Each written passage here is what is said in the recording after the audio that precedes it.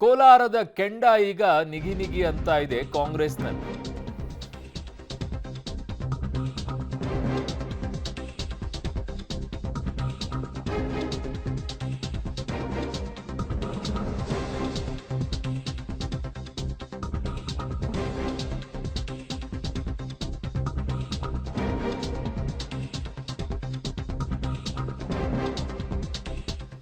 CM DCM ಕರೆದು ಮಾತನಾಡ್ತಾರೆ. I don't care ಅಂತ ಸಚಿವ ಮುನಿಯಪ್ಪನವರು ಹೇಳ್ತಾ ಇದ್ದಾರೆ. ಹೈಕಮಾಂಡ್ ನಿರ್ಧಾರ ಮಾಡಲಿದೆ ಅನ್ನುವಂಥದ್ದನ್ನ ಈಗ ಮುನಿಯಪ್ಪನವರು ಆಡಿರುವಂತಹ ಮಾತು.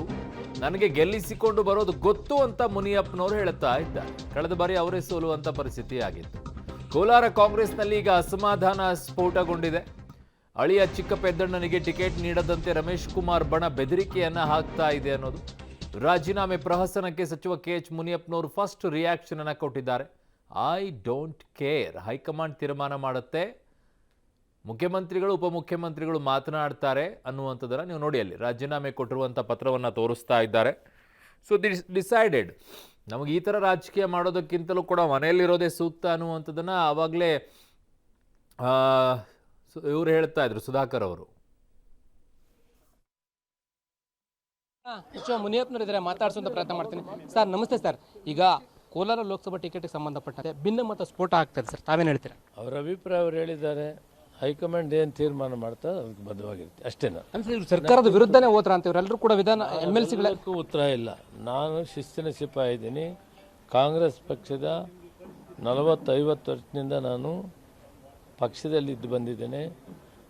ನಾನು ಇಷ್ಟೇ ಹೇಳ್ತೇನೆ, ಹೈಕಮಾಂಡ್ ಏನು ತೀರ್ಮಾನ ಮಾಡ್ತದೆ ಅದಕ್ಕೆ ಬದ್ಧವಾಗಿರುತ್ತೆ. ಸಿಎಂ ರಾಜಕೀಯ ಕಾರ್ಯದರ್ಶಿ ನಜೀರ್ ಅಹಮದ್, ಅನಿಲ್ ಕುಮಾರ್ ಇವೆಲ್ಲರೂ ಕೂಡ ಒಟ್ಟಾಗಿ ನಿಮಗೆ ಟಿಕೆಟ್ ಕೊಟ್ಟರೆ ನಾವು ರಾಜೀನಾಮೆ ಕೊಡ್ತೀವಿ ಅಂತ ಹೇಳೋದಕ್ಕೂ ನಾನು ಉತ್ತರ ಹೇಳೋದಿಲ್ಲ. ಅವರೆಲ್ಲರೂ ತಂದಿದ್ದು, ನಜೀರ್ ತಂದಿದ್ದು ನಾನು, ಅನಿಲ್ ಕುಮಾರ್ ತಂದಿದ್ದು ನಾನು, ನಂಜೇಗೌಡ ತಂದಿದ್ದು ನಾನು, ನಾರಾಯಣ ಸ್ವಾಮಿಗೆ ಇವರಿಗೆಲ್ಲ ನಾನು ಸಹಾಯ ಮಾಡಿದ್ದೀನಿ. ನನಗೆ ಯಾರೂ ಕೆಟ್ಟದ್ದು ಮಾಡಿಲ್ಲ. ಇವ್ರಿಗೆ ಸೀಟಲ್ಲಿ ಕೊಡೋವಾಗ ನಾನು ಏನು ಅಭ್ಯಂತರ ಮಾಡಲಿಲ್ಲ. ಪಾರ್ಟಿಗೆ ಸೇರಿಸೋವಾಗ ಅಭ್ಯಂತರ ಮಾಡಲಿಲ್ಲ. ಯಾವುದರಲ್ಲಿ ಕೂಡ ನಾನು ಭಾಗವಹಿಸಲಿಲ್ಲ. ಪಕ್ಷ ಬರಬೇಕು, ಪಕ್ಷ ಅಧಿಕಾರಕ್ಕೆ ಬರಬೇಕು ಅಂತೇಳಿ ನಾನು ಎಲ್ಲರಿಗೂ ಸೀಟ್ ಕೊಡಿ, ನಂದೇನು ಅಭ್ಯಂತರ ಇಲ್ಲ. ಆದರೆ ಇವತ್ತಿವರು ಆ ರೀತಿ ಮಾತಾಡ್ತಾ ಇದ್ದಾರೆ. ನಾನು 7 ಸಾರಿ ಗೆದ್ದಿದ್ದೆ, ಗೆಲ್ಲೋದು ನನಗೆ ಗೊತ್ತಿದೆ. MC ಸುಧಾಕರ್ ಅವರು ಕೂಡ ರಾಜೀನಾಮೆ ಕೊಡ್ತೀವಿ ಅಂತಾರೆ ಸರ್. ಇಲ್ಲ, ನೀವು ಅವ್ರನ್ನ ಕೇಳಿಲ್ಲ, ಅವ್ರು ಹೇಳಿಲ್ಲ. ನೀವು ಸುಮ್ಮನೆ ಅದ್ರ ನೀವು ಯಾಕೆ ಕ್ರಿಯೇಟ್ ಮಾಡಿ ಕೇಳಿದ್ದೀರಾ?